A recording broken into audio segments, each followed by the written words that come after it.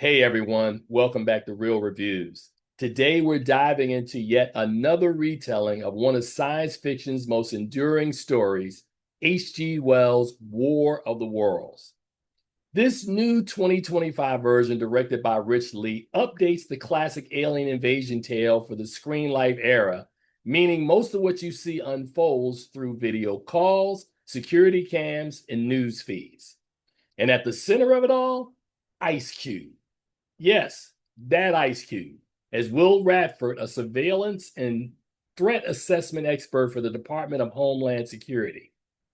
Now, joining him is Eva Longoria as Dr. Sandra Salas from NASA, Clark Gregg is the DHS director, Andrea Savage is an FBI agent, and a supporting cast that includes Henry Hunter Hall, Iman Benson, and Michael O'Neill.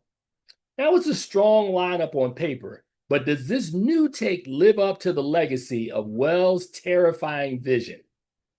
Here's the setup. Aliens arrive on Earth, but this time their goal isn't to wipe out with heat rays. Instead, they're after something far more modern, our data. That's right. These extraterrestrials are hacking, siphoning, and disabling our networks, bringing the world to the brink of digital collapse. It's an interesting premise, one that feels like it should be a clever 2025 update. But here's the problem: the execution. The screen lifestyle makes the film feel claustrophobic, and not in a tense, edge of your seat kind of way, but in a was this made on pandemic Zoom call way.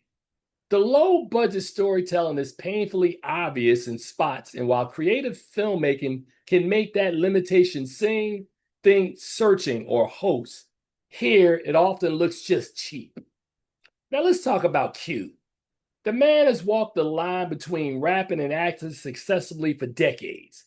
He's been tough, funny, and even heartfelt when roles called for it.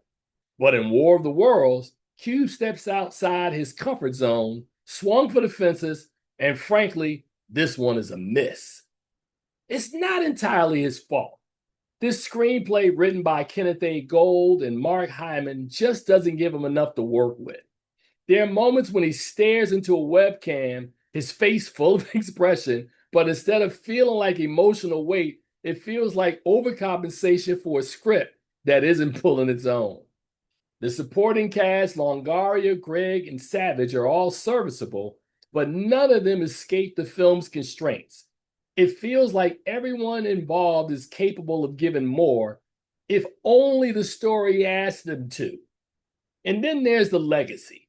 War of the Worlds has been adapted so many times, from the 1953 classic to Spielberg's gripping 2005 version, of course, to Orson Welles' legendary 1938 radio broadcast that caused real life panic.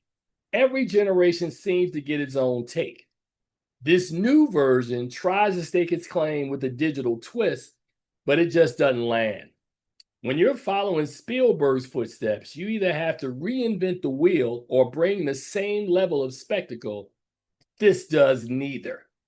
It feels like a film that should be tense. It should be, but instead it's tedious. Like a creative writing exercise stretched into a feature-length movie, and by the third act, what should have been a crescendo feels like a fizzle. So what's the final word?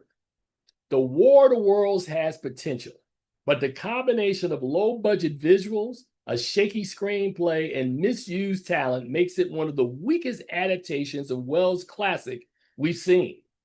I gave this film a D+. This one won't invade your nightmares. It might just put you to sleep. For more reviews like this, hit the link in the bio, and until next time, keep watching and keep it real. Peace.